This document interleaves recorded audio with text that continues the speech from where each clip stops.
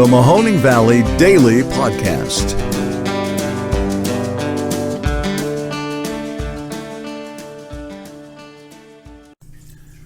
Hello, everybody, and welcome to another episode of the Mahoning Valley Daily Podcast. Today is Friday, August 27th, and if you happen to have missed yesterday's show or you're looking for a really good listen in general, may I direct you to yesterday's interview that I did with Mr. Jared Zarnecki involving the mask mandates, or lack thereof, in Canfield local schools.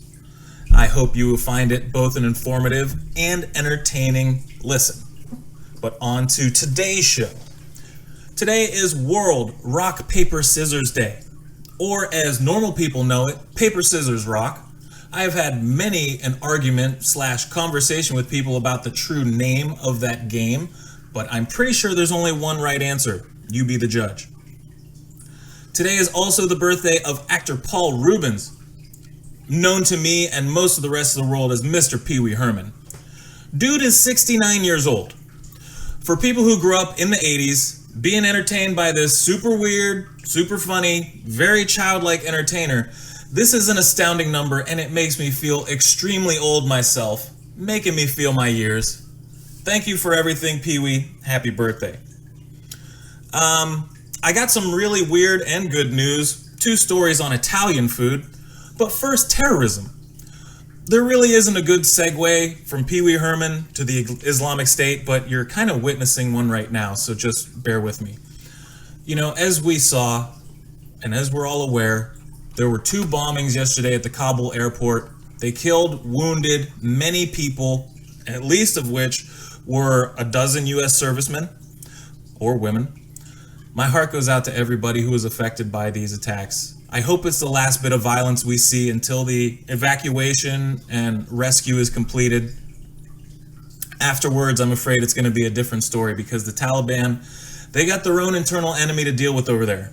I don't know if you guys have heard or not, but the attacks were taken credit for by an Islamic State affiliate known as ISIS-K. ISIS-K stands for Khorasan, or the Khorasan province. It's a part that kind of involves part of Afghanistan, historical name for a region over there in Central Asia.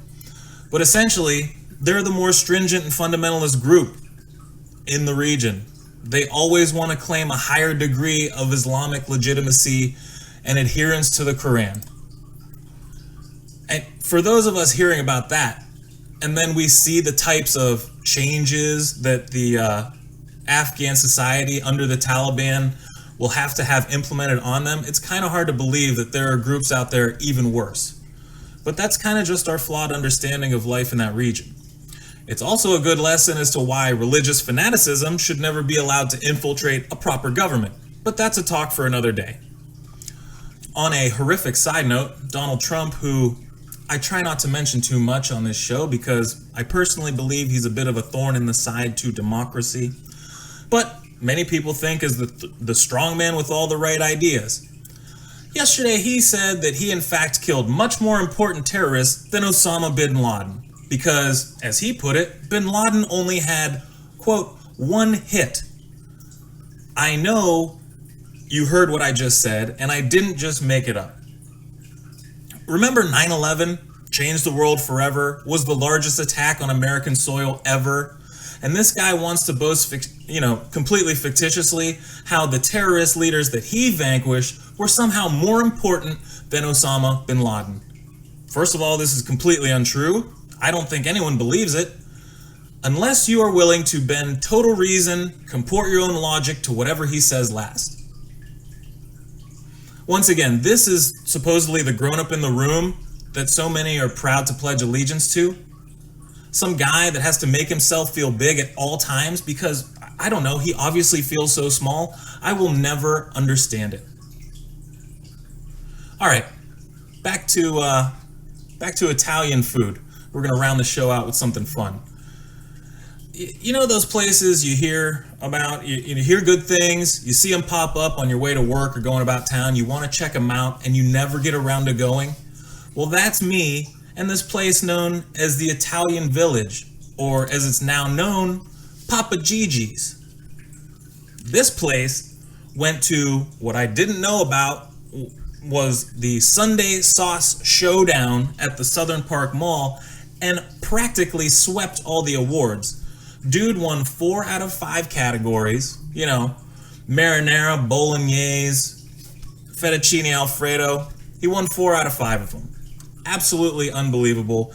And I know that there have got to be a lot of legacy restaurants around the valley that are chewing their bread really hard this morning at the fact that they got upset city by this dude. I cannot wait to go there. Maybe try one of each of the sauces on each of the dishes, and I'll be back with the results. In slightly tangential news, there is a salmonella scare currently involving, quote, Italian-style meats. So if you got the mortadella or anything else that might belong on a charcuterie board, I would suggest that you follow the health department's guidelines and cook them to a, quote, steaming point to make sure that you get rid of any of the bacteria out there. Listen, I know that type of stuff is real popular around here. I don't want to see anybody going around getting sick or going to the hospital. Besides that, that's really the show for today. I want you guys to have a great weekend, and I'll be back here on Monday with more important and slightly less important news involving the Mahoning Valley. Take care.